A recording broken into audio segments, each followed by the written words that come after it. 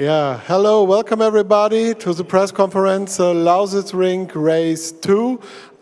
We have our 3 winning drivers here, and I think at first this is worth a big round of applause after this great race today here.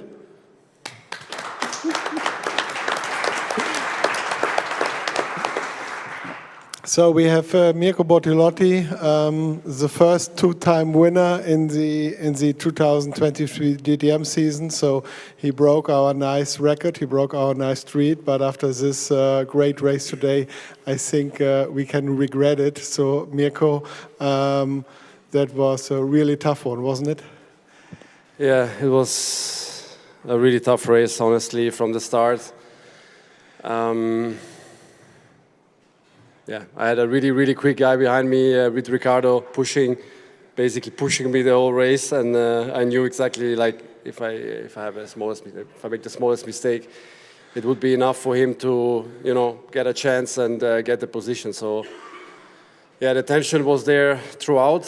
It was a great fight, at least that's what I can say from my side. It was a great fight and really fair, hard at the same time. And that's how we won a race. And yeah, in the end we had the better ending today. So really proud about this victory. Huge thank you to SSR Performance, Lamborghini back home, everyone involved for making this happen and for this amazing performance and great result again. And plus the cherry on the cake is a championship lead for you. So yeah, at the end, a really perfect weekend. Yeah, the cherry on the cake is if you have the championship lead at the end of the season, not now. It's just good to be in a much better position than that we used to be at the beginning of the weekend, and because we came here with a huge margin to the leader, and we managed to go home with a small advantage. So that's for sure the direction we want to go and the direction we want to keep.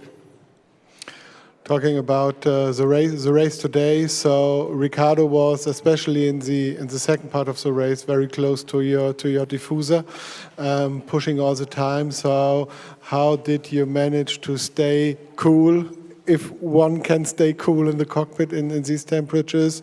Did you check in the mirrors, or did you know where he might attack? Yeah, I think if it would be like a football game, you would say you park the bus, and that's what I tried to do. Park the bus everywhere.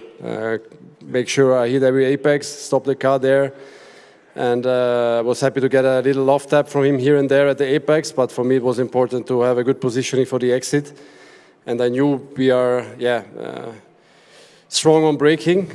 I would say same as the Audi, usually we are quite similar on braking, so I knew if I don't really mess up my break point, it would be difficult for him to get a chance. So that's basically what I tried to do the whole race. But it seemed you got a little bit advantage in your top speed.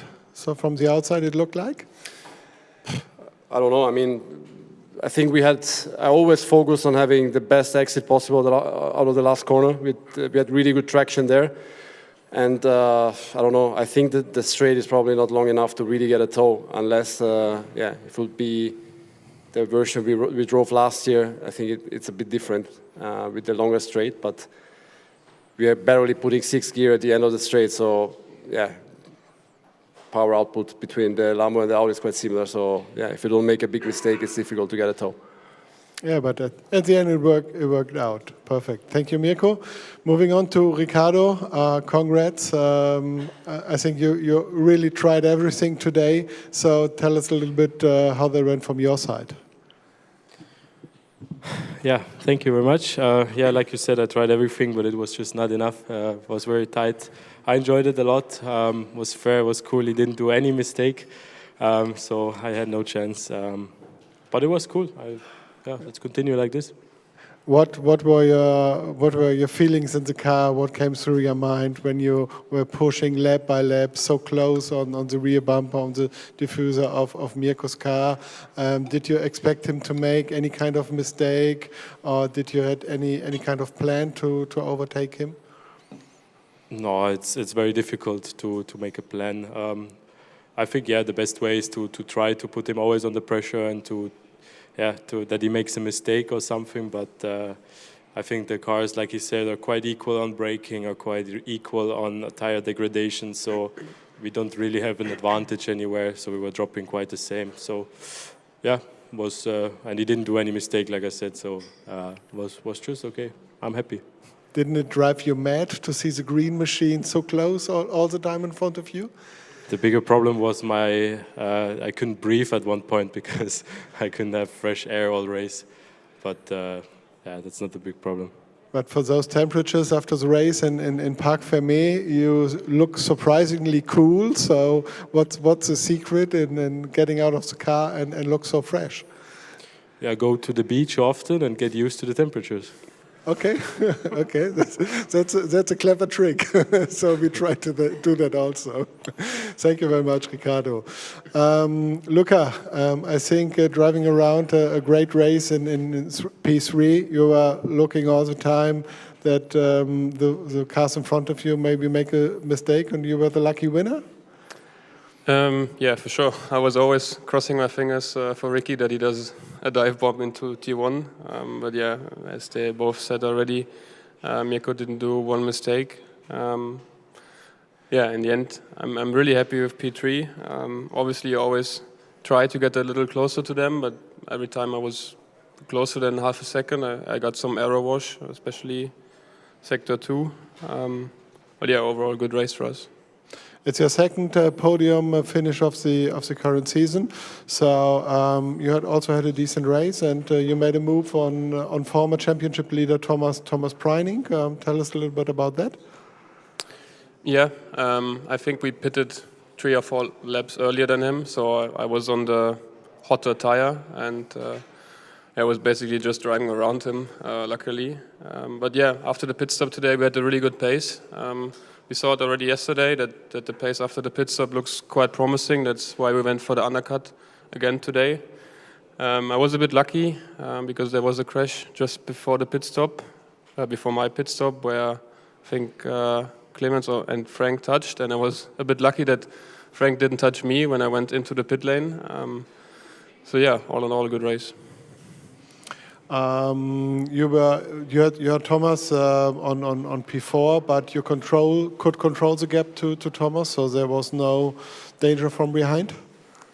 No, he was much faster in the first stint. Like he pulled the gap, and I think I was much better in the second stint, so it equals out. I always set the gap over the radio, and it stayed consistent, like around 2.5 seconds. So for me, in the end, it was quite an easy race, I have to say. Okay, an easy race. Looking on the two guys in front of you, you had the best seat in the house. So when you were driving and followed them, did you think maybe Ricardo can do that? Why doesn't he overtake him there, or why does he do that?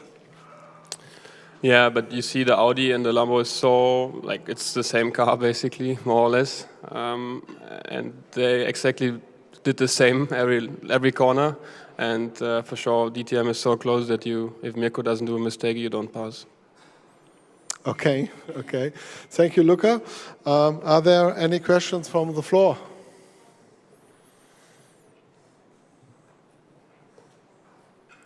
No? Okay. Then thank you, everybody. And yeah, stay cool and enjoy the rest of your Sunday afternoon, and see you, everybody, in 3 weeks, not far away from here at Sachsenring. Thank you. Thank you.